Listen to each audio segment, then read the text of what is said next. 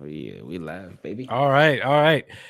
Hey man, we got a special guest here tonight. Very, very excited to have literally the Baltimore Ravens OG of YouTubers, right? Like this is my guy Ingraven Vids here, and I'm very honored to host him on the channel and talk some Ravens football with you guys tonight. So welcome to the channel, man. Ingraven, I appreciate you being on here.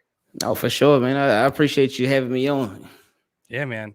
So we got a lot to talk about Oh because yeah. it's funny, man, because I messaged you about coming on last week Uh-huh. and I had mentioned like, hey, here's some of the talking points that we can talk about with the Ravens and what's going on. But I said, as we know, things might change. And you were like, Right. yeah. And then literally a couple of Mm-hmm. days later, we got OBJ to the Baltimore Ravens, man. So Love it.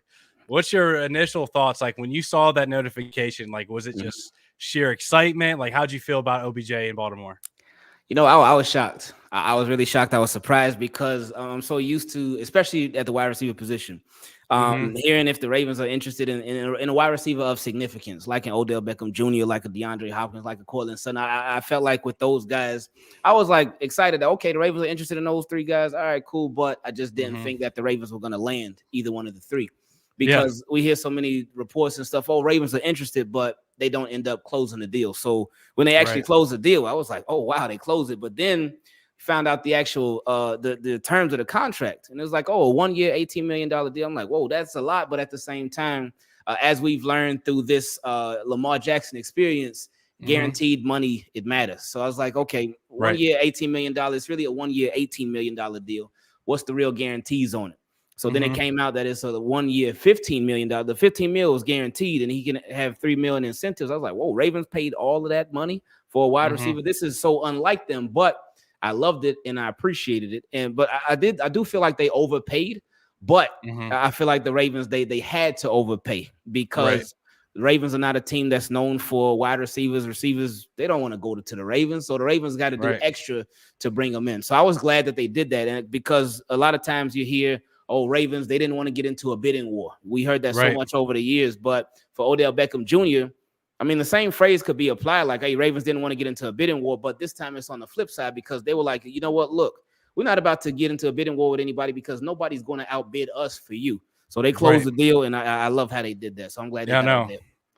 I'm so like whenever I saw that he was scheduled to go to the Jets, I Mm-hmm. was like, man, he ain't gonna be a Raven. Like it's over. Like I was like, him, he's gonna go want to play with Aaron Rodgers. He's going Yeah. back to New York. Mm-hmm. And one thing, speaking of him going to New York, that like with the interview today, he kind of shot down some of the stuff about like him being, wanting to be in a big time media, like Mm-hmm. national coverage spotlight and all that stuff. He was like, bro, did you not see I was in Cleveland? Yeah. Like, and he mentioned that a couple times. Mm-hmm. So, like, what are your thoughts as far as how he said, it's all about love. The Ravens wanted me. They love me, and I could feel the love. And he said, I'm a big guy, like, and I'm gonna reciprocate that love. Right. But then you see all these guys saying, it's just about the money, it's just about the guaranteed money. It's because he's coming off these injuries, right? And he wants Mm-hmm. all the guaranteed money he can get at this point of his career. Like right, like we've talked about before, like we've heard 1,000 times, like National Football League, not for long.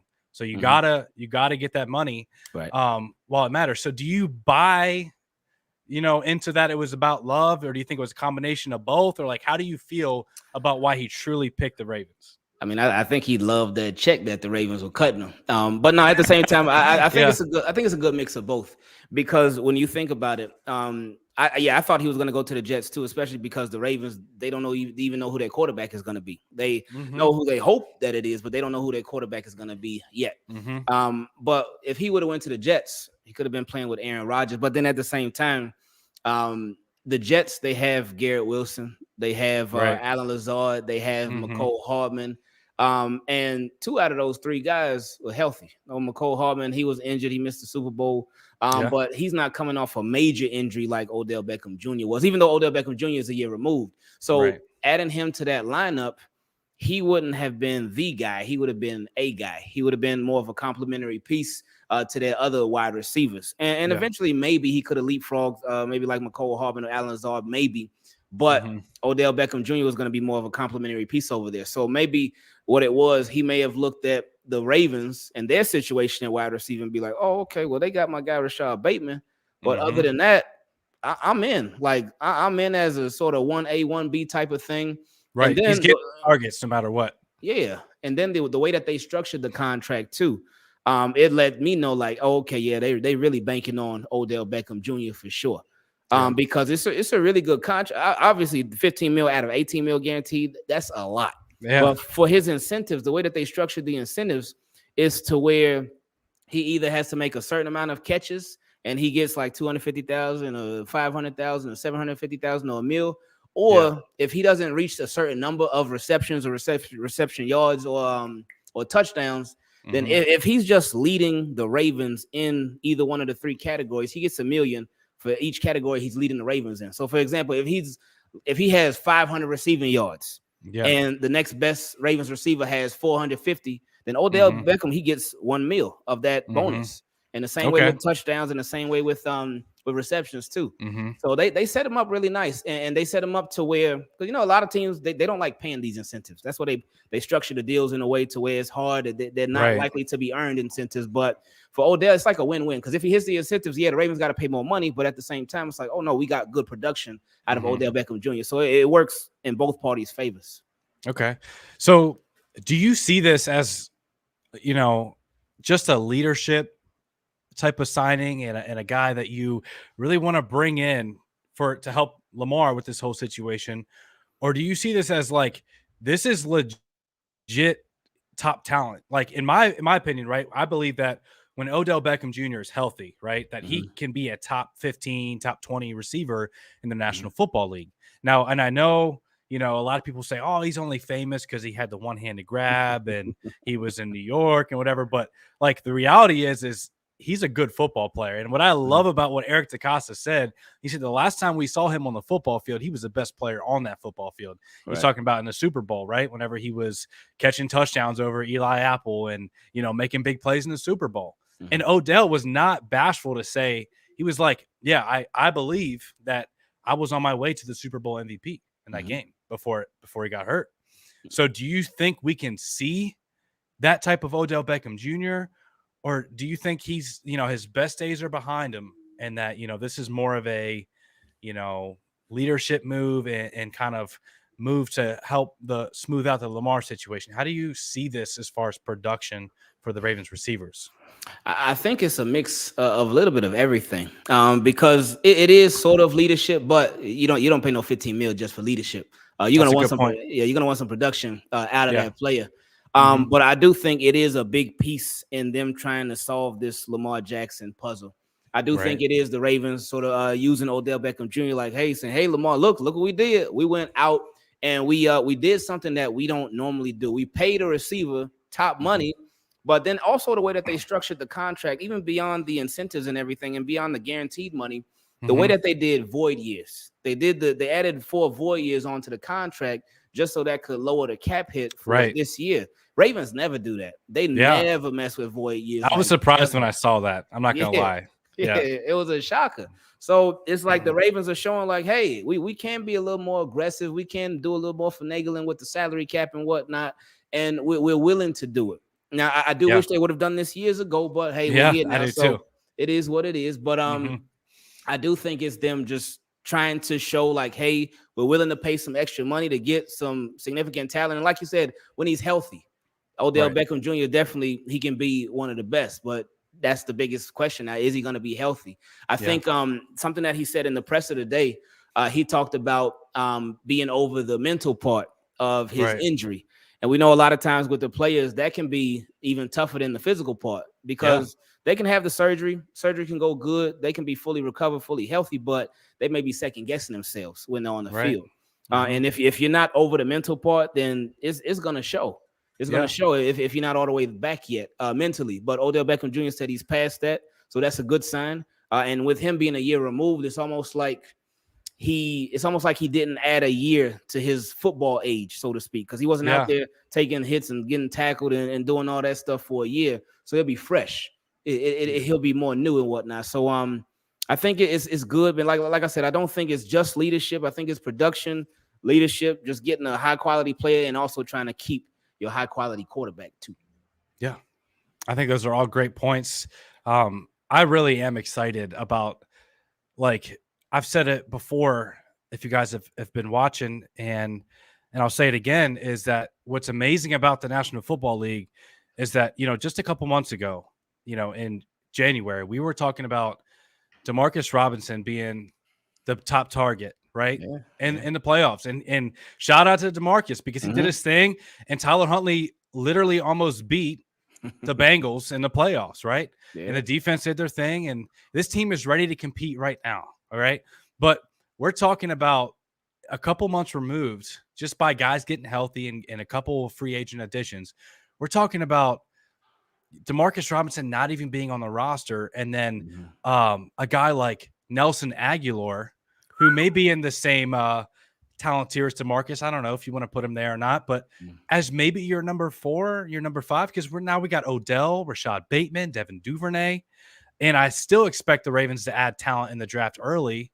So it's just amazing how the Ravens have been able to transform their wide receiver position. And like one thing about these Ravens is like when they say they want to attack a position, they attack that position, right? Like we saw it. You remember like in 2019, right? When Derrick Henry ran all over the Titan or the Ravens, right? Oh yeah. And they were like, this ain't Mhm. gonna happen again. And they went Mhm. out and they got defensive linemen and linebackers, and they said, we're getting big up front because we do not want that to happen again, right? Well, I Mhm. think the Ravens are doing something similar here where they don't want to be at a lack of weapons. They've seen how valuable it is to have playmakers to the wide receiver position. And I think that's what they're doing this offseason is just being aggressive and saying, I don't care what it takes, man. We're going to change it. Like if we got to make another position on the roster weaker, it just can't be the wide receiver. Do you feel that way? Do you feel like the Ravens are really serious about attacking this? Yeah, they seem to be getting off to a good start. I know it was very underwhelming initially Yeah. when they signed Nelson Aguilar because it was like Eric Decosta talked about they really want to revamp the wide receiver room, and they Mm-hmm. started by signing Nelson Aguilar, and a lot of us, especially myself, were like, "Oh, okay." I mean, Yeah. he's better depth than some of what you have, but that Right. can't be it. And I know I was scared that was gonna be it. I was scared that was gonna be their Yeah. only move. But with this, obviously it wasn't, and Mm-hmm. they off to a better start. Like this off season, it was going really slow for the Baltimore Ravens. It could be a little bit frustrating because they were just Mm-hmm. the moves that they were making. They brought back Justice Hill. And that was a solid move. They brought back Justice Hill. They brought back Nick Moore. Mm-hmm. They restructured Michael Pierce contract, and they made a few other moves, bringing back Mm-hmm. Christian Welch, a lot of their own Christian guys. Welch. Yep. Mm-hmm. But as far as adding outside talent, Mm-hmm. there was just nothing going on. And for their first outside move to have been Nelson Aguilar, it was like, oh, okay. But Mm-hmm. then they hit us with this shocker with Odell Beckham Jr. So it does seem like they are serious in redoing the wide receiver room, but I do not think they can be done yet. Okay. I agree with you. I do think the Ravens are going to add a receiver within the first 3 rounds. That's my opinion. It could be in the third. It could be trade back into the second. It could be first. But I think the Ravens are going to add young talent in the first 3 rounds, and I think they got to do that. One thing I really liked about what Eric Decosta said, as far as how the Ravens really started off slow in free agency, Mhm. and this kind of gave me a unique perspective. He said, every single day when I leave my work, right, when I leave the office, I want to feel like I made the team a little bit better.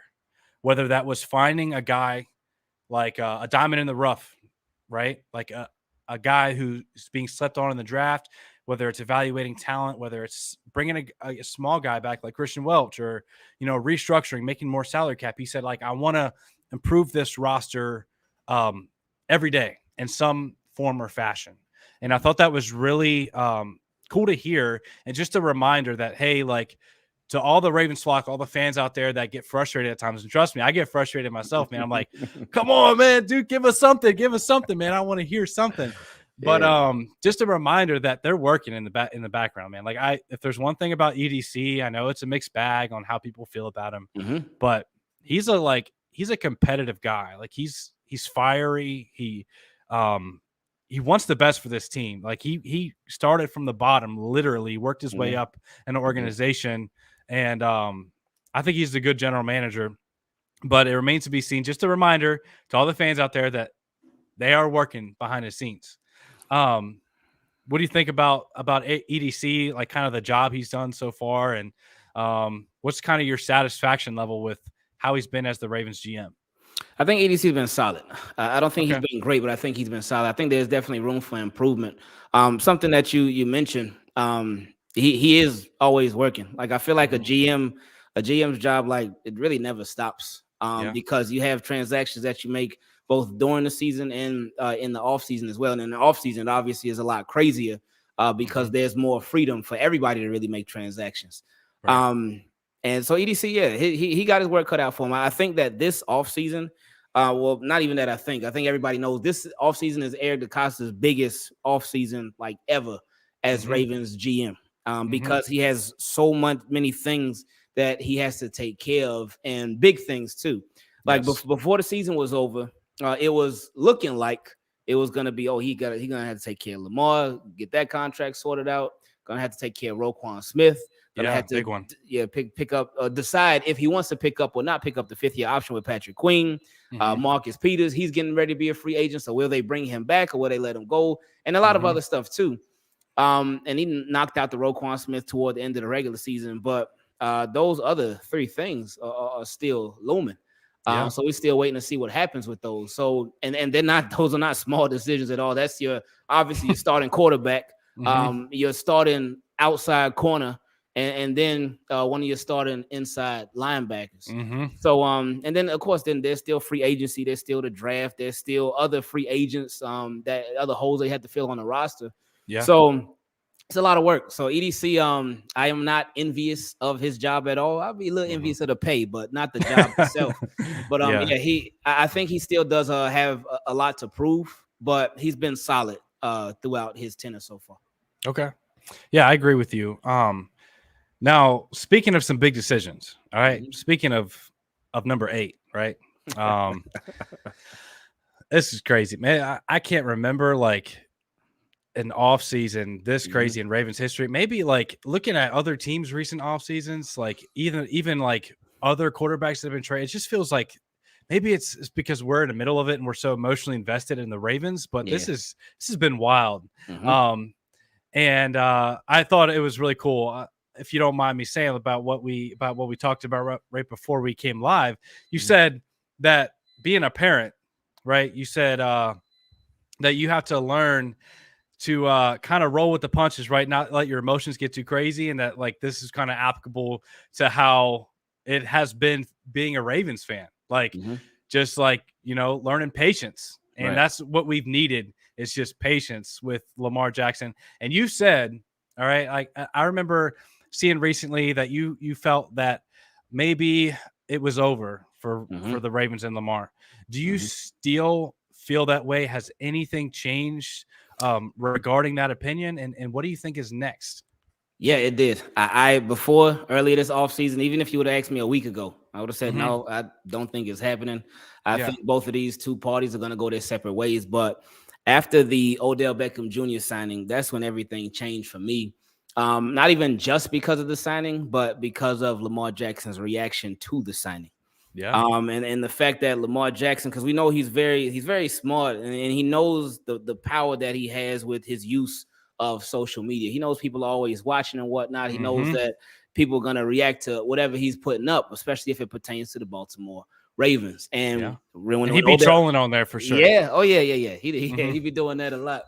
But when they signed Odell Beckham Jr., initially he put up on his Instagram stories, he put up the picture of him and Odell Beckham Jr. FaceTiming, but then he took it down. I was like, oh, okay, cool. But so then he put it up as a regular post. And the stories go away after 24 hours. But Lamar put it up as a regular post. So I was like, oh, he really wanted the world to see this, huh? And he put that picture of him and Odell on FaceTime and whatnot. And it just seemed like he obviously approved of the move. And then we saw the video of him and Odell hanging out in the club, even though it looked like he didn't want to be there. It looked like he was didn't want to be there. Yeah. So then you think about with Lamar Jackson, his reaction to Odell Beckham Jr. and why it's so significant.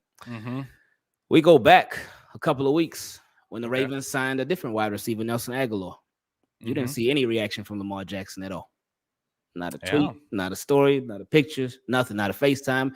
And who knows? Maybe he reached out to Nelson Aguilar. We don't know, but he didn't put out any public reaction like that. But for Odell, he certainly did. So that will lead us to believe like, oh, he is on board with that. So that changed everything for me.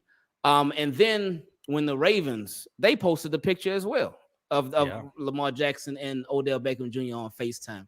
And that was significant to me too, because it almost seemed like the Ravens and Lamar, they may be in on something together, because obviously Lamar Jackson has posted a lot of stuff in this offseason, especially because he normally, like for the past like 4.5 years, maybe 5, he's been pretty quiet on a lot of stuff but this offseason, he's been letting it fly, speaking up about everything.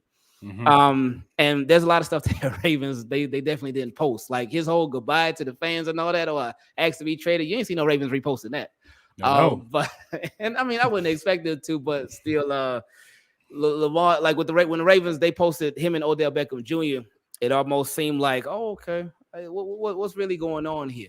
But yeah, but that whole thing, that whole scenario and situation, it gave me a newfound hope with the Baltimore Ravens and Lamar Jackson, that they will be able to agree to something that and he ends up playing with the Ravens this year, even if it's not even necessarily a long-term contract, even if it's something short, even if it's a reworked 1-year deal, if he plays on a different kind of tag, if they give him a raise on the tag, whatever they do, I really hope that they figure it out, because I want to see this team to the max. I want to see them push all the chips in. I want to see them really, really go for it.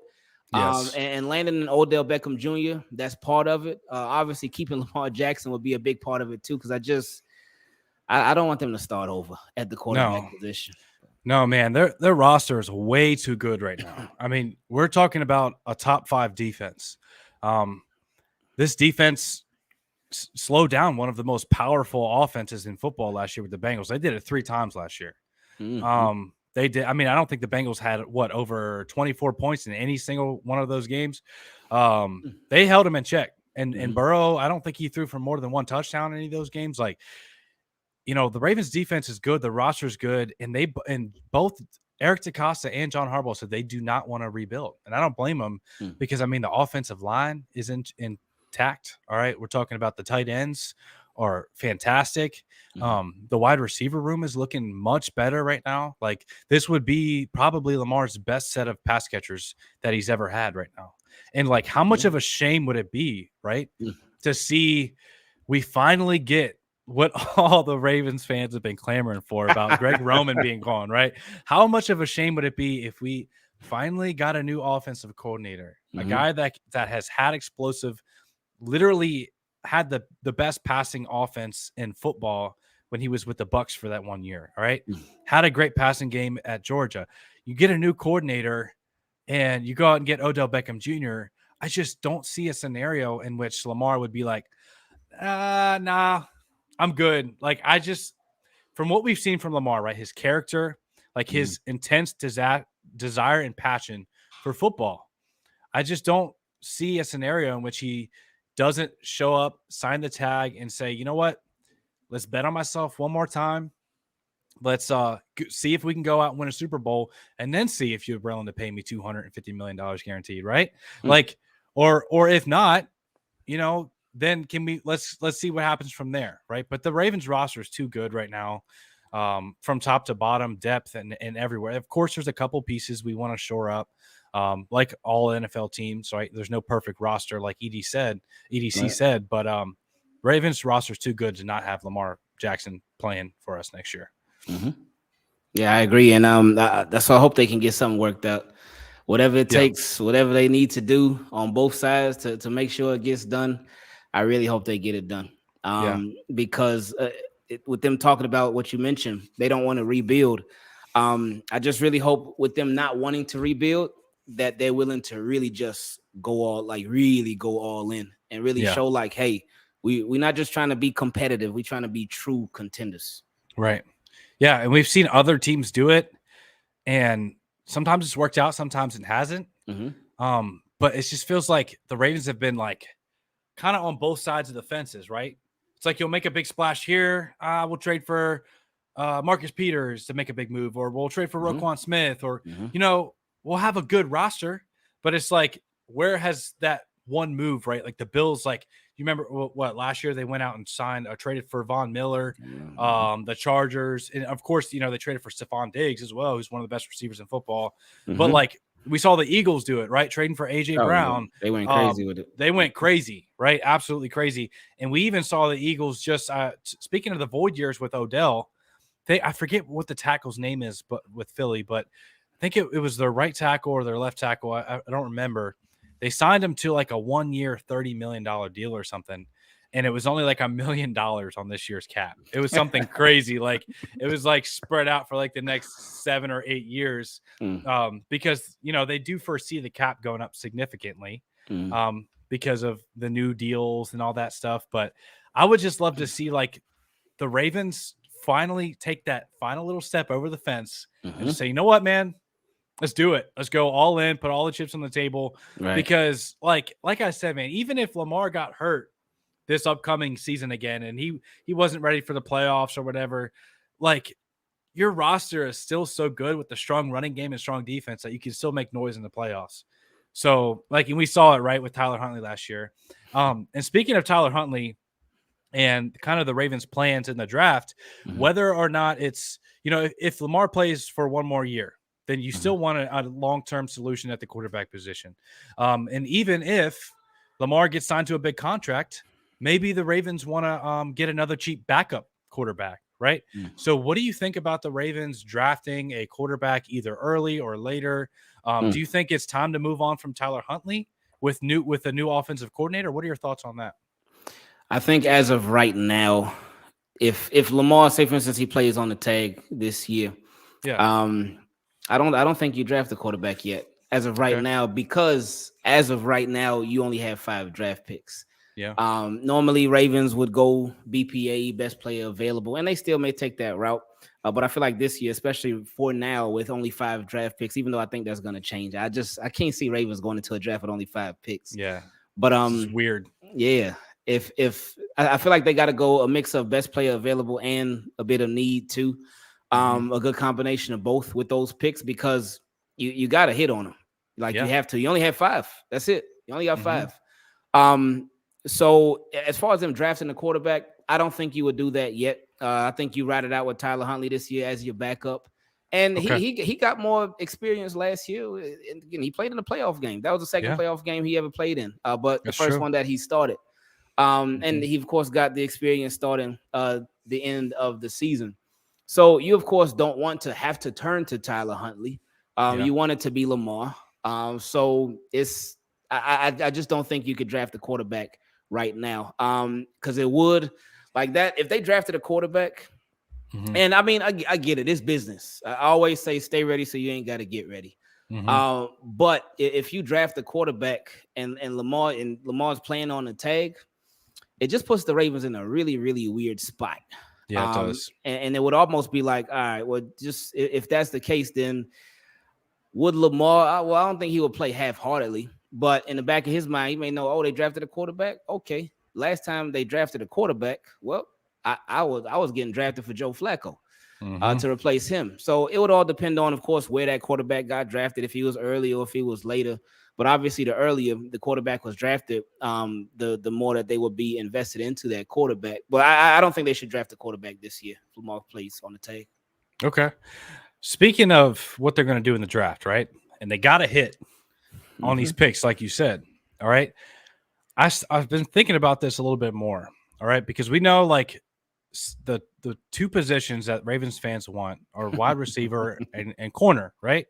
Yeah. 2 very valuable positions. And it makes sense because at the cornerback position, Marcus Peters is a big unknown right now. And even if he's coming back, he is older. He's, off a major injury. And at the wide receiver position, you can just straight up never have enough weapons, right? You can never have enough weapons for your quarterback. And we know it's such an important position. But as I was starting to think about it, could we see a scenario like last year where, do you remember, man, like nobody was mocking Kyle Hamilton to the Ravens? Like nobody foresaw him, first of all, even being there at number 14. And second of all, like it was not even a need at all. We had Chuck Clark under contract for 2 more years. We had just signed Marcus Williams to a massive contract. We had Geno Stone or Darius Washington, other guy, Brandon Stevens, who had played safety. We had plenty of depth there. And you had good starting caliber players there. But the Ravens were like, I'm not about to just pass up on a player this good. I just can't do it, right? So I was thinking about this with kind of the Ravens' needs. You look at the roster right now. I think there's a couple edge guys that could fall in this year's draft. Guys like Miles Murphy, maybe, maybe even an interior defensive lineman like Brian Bresee or a Tyree Wilson. I think there might be a top tier edge rusher that the Ravens may have a hard time saying no to. Do you think the Ravens are done? When you look at the edge position, we got Ajabo and we got Owe. It's not, we got Bowser, but what's after that, right? Justin Houston's a free agent. JPP is a free agent. What do you think about the edge position? Maybe going edge early. What do you think about maybe bringing in another free agent, whether it's a Leonard Floyd or Justin Houston? How do we address edge? Yeah, there's just been a lack of explosiveness on the edge for the Baltimore Ravens. There's been a lack of consistency too. I remember this past season, Justin Houston, there were that streak of games where he was hot. He was getting I think 2 sacks in a couple of games in a row. Yeah. And then it just stopped. And it was like, okay. And then Odafe Owe, we were hoping that this year, he would really turn the corner, but it seemed like it almost seemed like Odafe Owe sort of went backwards a bit. Yeah, it did. With a David Ajabo, he didn't play most of the season. Then he came in at the end, so we'll see how he does this season. But it's still a lot of question marks there. And like you mentioned, Justin Houston, he's a free agent now. JPP, we didn't expect him back, but he's also a free agent. And once Ravens really started getting healthy at edge, JPP, he was a thing of the past. They didn't even hardly use him anymore. Yeah. But that could be a sneaky early draft pick, and I didn't even think about that. But that could make sense for the Baltimore Ravens if they still truly do BPA.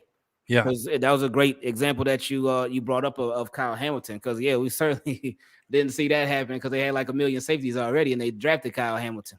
Yeah, but it did end up working out because he did really good. Early on, it was a little shaky, but he was a rookie. But as the season went along, he got better and better and better and better, more comfortable, and he played really, really good, man. So it's gonna be fun to see him in the Ravens defense next year with being a year removed from being a rookie and being a year more comfortable.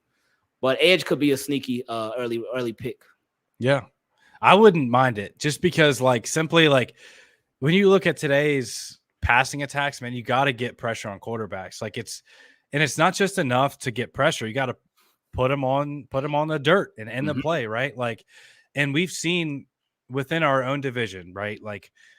When teams have been able to have success against the Bengals, and right now, the Bengals are a powerhouse. Let's call it what it is. Yeah. Man.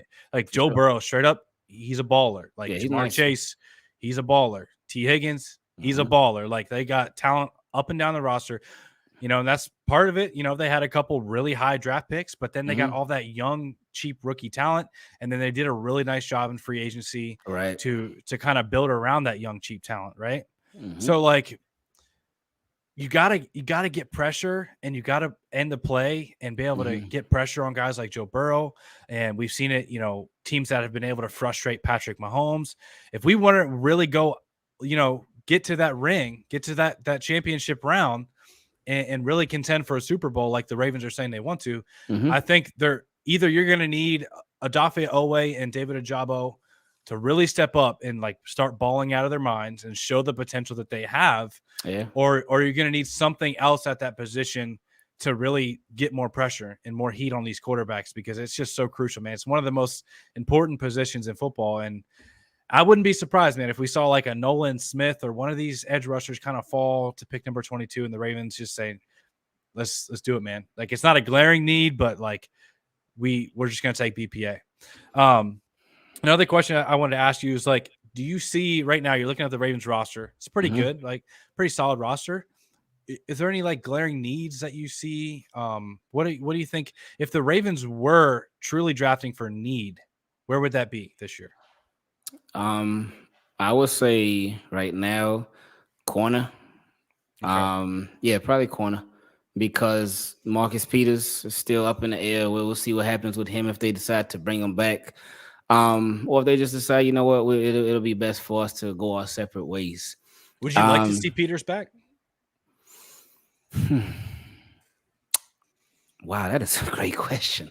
Yeah, on a decent deal. Yeah, I would, but without him being promised to be the starter. But Right. with there being a competition at that starting corner spot. Because last year, and we were just talking about this with Odell Beckham Jr. earlier. Yeah. Odell Beckham Jr., he talked about today in the presser how he's past the mental part of his injury. Yeah. Now, last year, I'm not sure if Marcus Peters was past the mental part of his injury. Yeah. Because that was his first year back after missing a year. And he had some moments, but he had some good moments, but he had some really bad moments too. And last year, I would definitely say it was a more down year for Marcus Peters overall.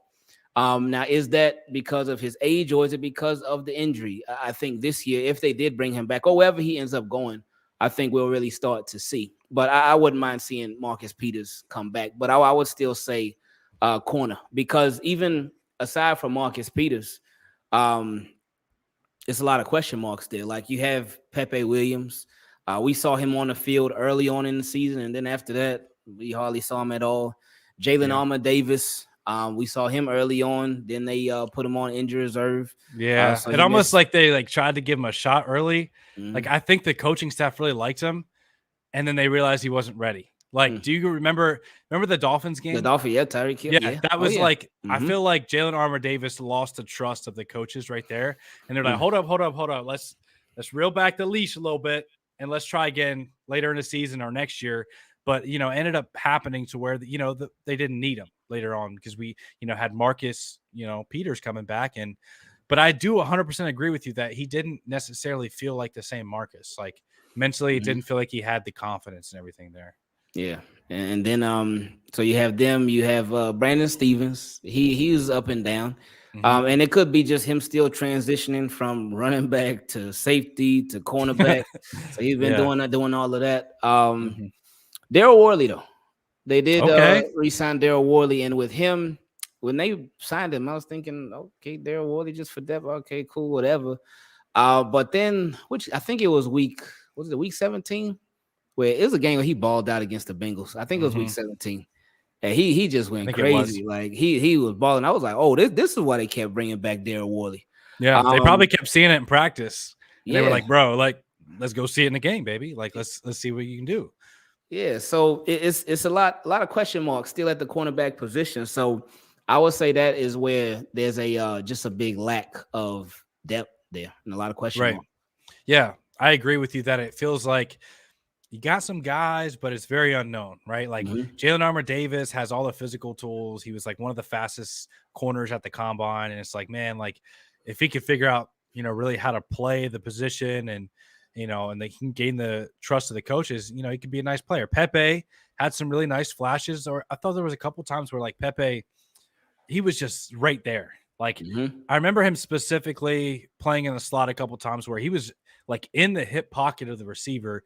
And this is why, like, one of the reasons they say like arm length is so important, but he would like go to make a pass breakup. And he was within inches of making that pass breakup, but he was close in the right position. So I'd like to see Pepe get another shot, but I agree that like it's a lot of unknowns. And that's not, I almost forgot about Lamar's cousin. I don't know. Yeah. I don't know. Trayvon Mullen, I think his name is. Yeah. Trayvon Mullen. Yeah. So, he did show some flashes, had a couple picks there with, I believe it was the Raiders. So we'll see where that goes. What do you think about bringing in a guy like Rockyason, right? The Ravens had him in on the visit. Do you think that they're going to wait till after the draft to make that move? Like, hey, if we don't get our guy that we like in the first round, like a Joey Porter Jr. or whoever, we already got backup plans. Like we already got Rockyason, on speed dial. Yeah, I think he's going to be one of those sort of backup, like he said, a backup plan, a backup option. And I think he could sort of be that not only to the draft, but possibly even to Marcus Peters. I don't know if they're talking to him or not. Maybe they are. Maybe is a possibility that maybe, hey, they want Marcus Peters to come down a little bit off his asking price. I don't know.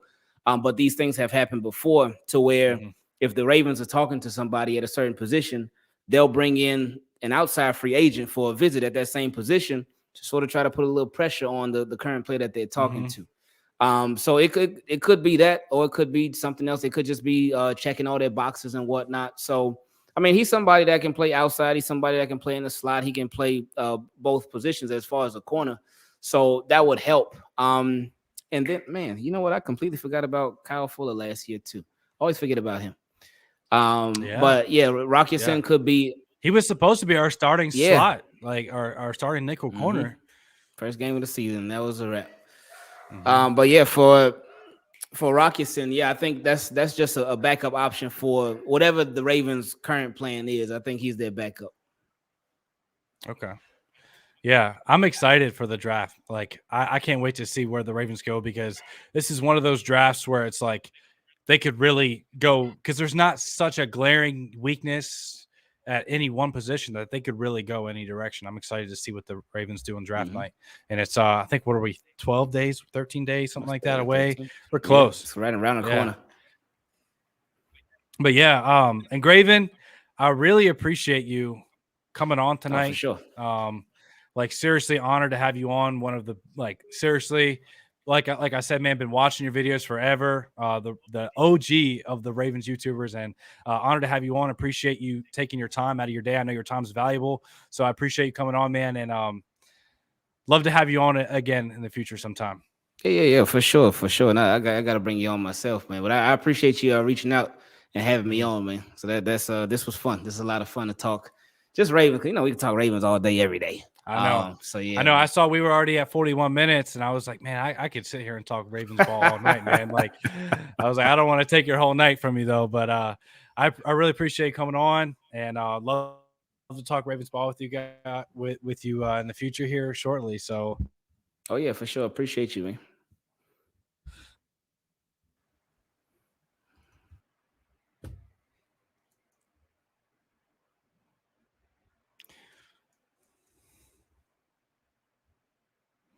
All right, guys. So appreciate everyone who came out to the chat. You know, you guys were in the chat tonight, 214. And appreciate the super chat, Baltimore Raven. Really appreciate you, man. That was really generous. And I really appreciate that. Appreciate everyone who came out tonight. We hit 20,000 subscribers, man. So we're going to do a giveaway or something here soon to celebrate the 20,000, because you guys have been awesome. And I really appreciate you guys.